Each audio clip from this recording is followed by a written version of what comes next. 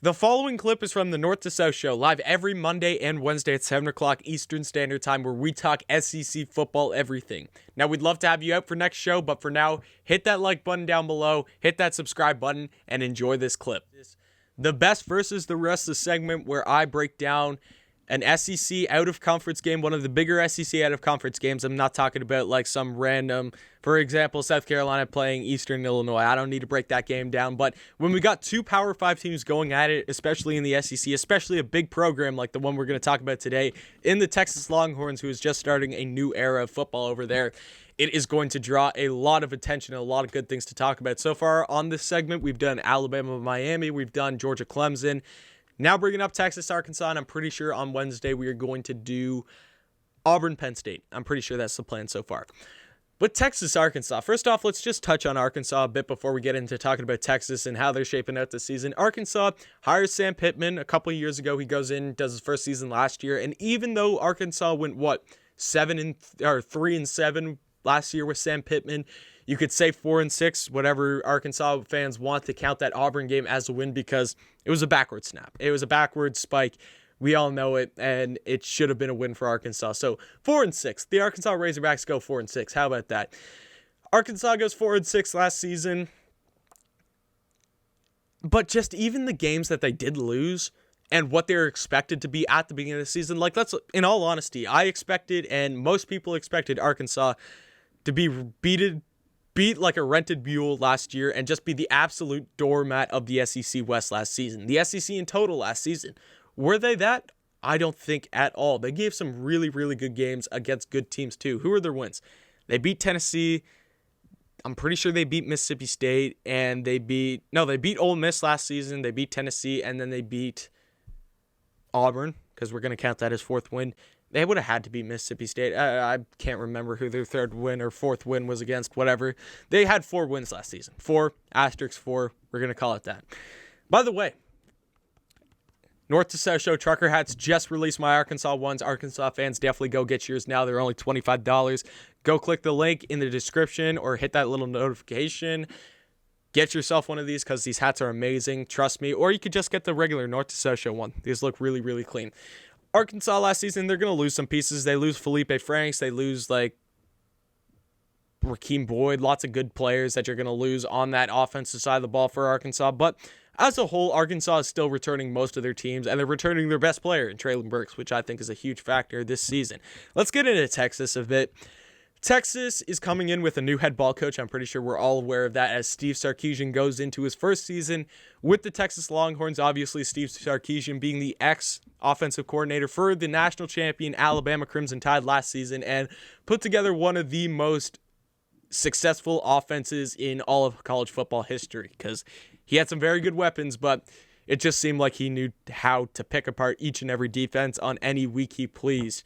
So this game against Arkansas, it is going to be Sark's first big road test. I think it's his first road game as a whole with Texas because it's week 2 and week 1. Let's not overlook this week 1 game for Texas this season because they take on the Raging Cajuns of Louisiana Lafayette at home, who might be favored as a top 25 team going into the season.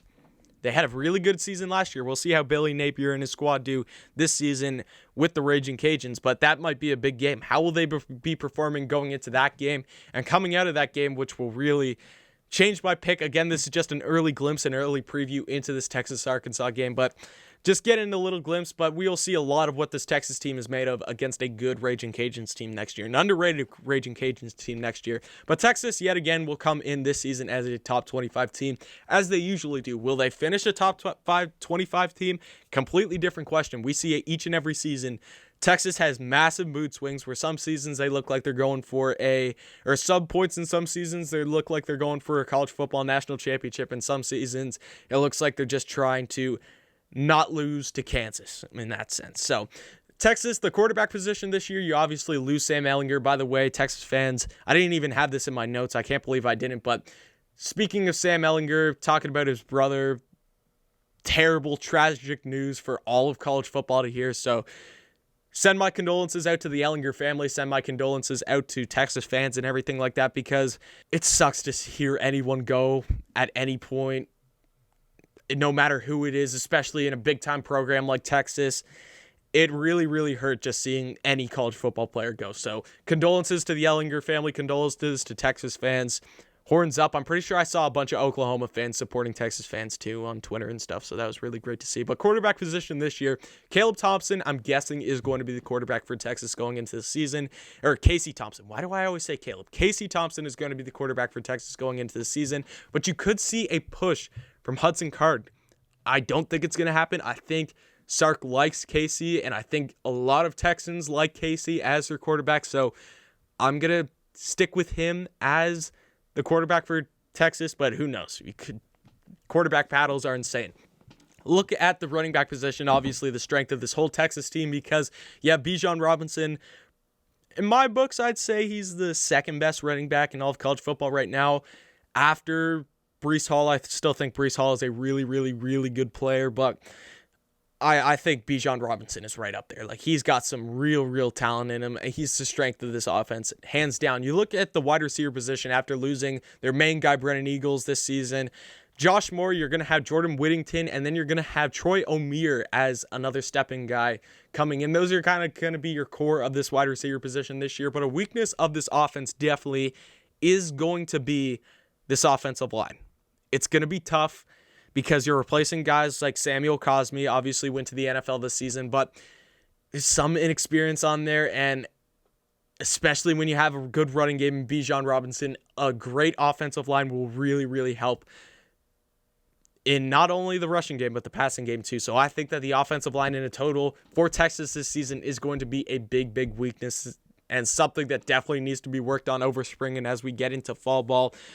If we look at the Texas defense, I think the secondary got hit by the transfer portal. I think there was a guy or two who transferred to Mississippi State.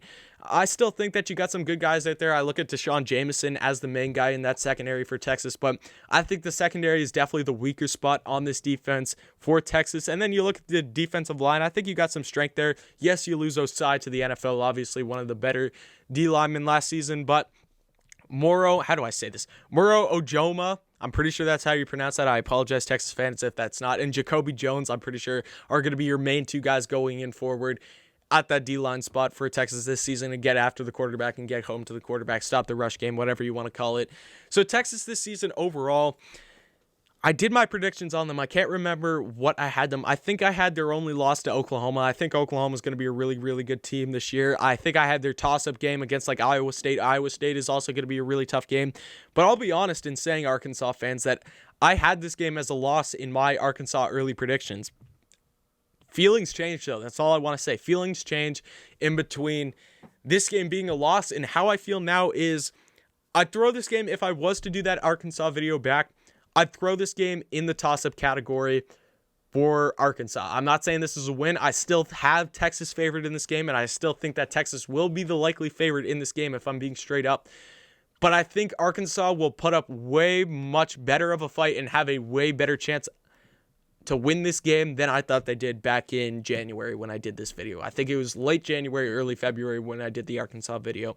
So I'm going to go down some keys for Arkansas to win this game. Just an early look into some keys in what Arkansas can win this game. Now I could name out some easy ones. I could say like, win the battle in the trenches. Make sure your D-line is always pushing their O-line back, and make sure your O-line is always pushing their D-line back. It's as simple as that.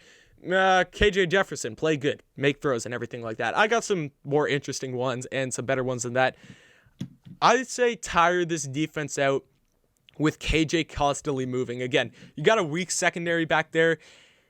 If they're weak within the first couple of seconds of the ball being snapped, if you're able to extend plays and everything like that, this secondary and this defense as a whole is going to get very tired, and that's when you're going to be able to really get the rushing game going and really get the passing game opened up. And KJ's a mobile guy, so I really like if you're able to keep the defense on their toes and make them constantly aware that KJ Jefferson could make a big play at any single point, and keep him constantly moving him and play cat and mouse with him, whatever you want to call it, make him chase KJ all around the field. This defense is going to get tired out very, very quickly. Treylon Burks can have a huge, and if Arkansas is going to win, I have Treylon Burks having a massive breakout game. Treylon Burks is a guy that skill-wise is one of the better wide receivers hands down in the SEC, maybe even in the country. But you look from a media standpoint or a national standpoint, he plays on Arkansas, and Arkansas just doesn't get the attention that other schools like Ohio State or Georgia or Alabama, like guys like George Pickens, Chris Olave, Garrett Wilson, John Mechie, those guys will get more attention than Treylon Burks will get, just due to the fact that Treylon Burks plays on Arkansas.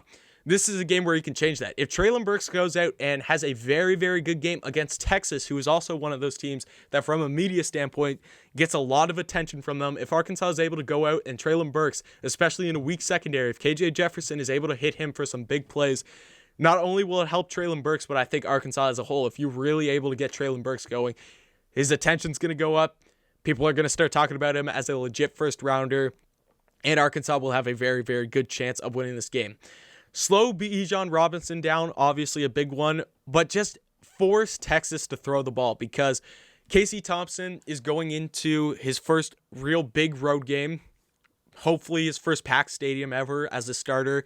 Sark's going into his first road game. There's all these different things, and it's a lot easier to rush the ball when you have a very good running back than to pass the ball with a young quarterback and quote-unquote an inexperienced wide receiver room. I don't want to say they're that inexperienced, but you lost some good players last season. If you're able to really force this Arkansas secondary to make plays and everything like that, I think Arkansas can win that easily, because you got some great DBs in that room. You look at Hudson Clark. You look at Joe Futcha. I'm pretty sure I pronounced that right. I'm trying my best. Monteric Brown, like guys like that in Arkansas's secondary can make big, big plays. We saw it last year. Hudson Clark, 3 interceptions against Ole Miss. Now, I'm not saying that either of these guys has 3 interceptions, but even 1 interception in this game could be the difference. And if you force Texas to throw the ball more than they run it, I think Arkansas will find success on the defensive side of the ball. And last, this is one for the fans back home in Arkansas. Arkansas fans need to create an environment that Casey Thompson feels very, very uncomfortable in his first road game, getting used to a new offense and everything like that. This is Arkansas's chance to really, really impact a game. Hopefully we get full fans back in the stadium. I'd love to see that. But if Arkansas fans are able to show up at DWR Razorback Stadium and you make it a loud and intimidating place for a young quarterback who can barely hear play calls and everything like that, if you're able to make that a loud place and really rattle Casey Thompson, game changer. The fans can make a difference in this game. I tell you that the fans will make a difference, because I believe Arkansas fans will show up. I love Arkansas's fan base. Just got to pack the house, pack DWR, go out, win a big ball game against Texas. Now, that being said, I do have my final score prediction, and I am going to go right now. 37-28 Arkansas. I think Arkansas on the offensive side of the ball, yes, I think their receiving room is good. Yes, I think KJ Jefferson is a better quarterback than a lot of people think he is. I think there's still some way to go. Traylon Smith's going to be your running back at Arkansas. I think that there's still ways to go. There's still some more I'd like to see from Arkansas before I say that this is a favored game for Arkansas or say this is a win for Arkansas. I love the talent on Texas. Again, secondary's weak, but I think that the rushing game can be really good if that offensive line figures out a few pieces there. If you see Casey Thompson be the quarterback that a lot of people in Texas think he can be, if you start seeing guys like Josh Moore really break out this season, I think Texas can be successful, and you have one of the greatest offensive minds in the game in Steve Sarkisian. Let's not forget that. Still calling this game. So Sark's first game in an away stadium, I'm going 37-28 for the Texas Longhorns. I apologize, Arkansas fans, but I still think that this is a winnable game for Arkansas. A couple of months ago, I didn't, so I hope that's enough for you.